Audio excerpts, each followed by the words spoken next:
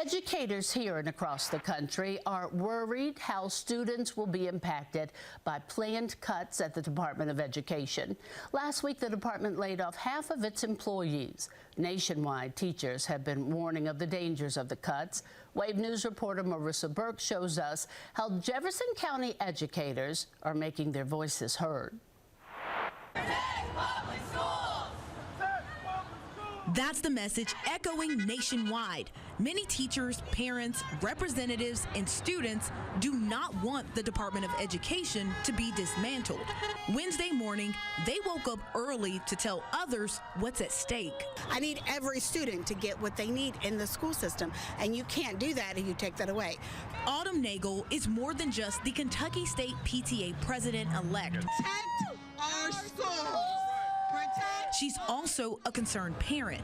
Federal grants currently make up $1 in $5 in Kentucky school district budgets, according to the Kentucky Center for Economic Policy. The money is used for a few things like paying teachers, special education, and school lunches.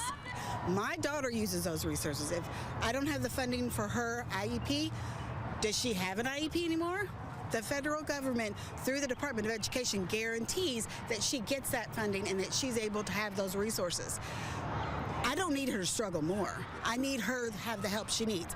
The Trump administration says it's trying to return the power to the states by cutting the Department of Education.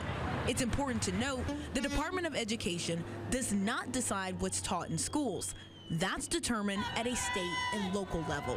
The Department of Education does provide financial assistance for kids trying to go to college.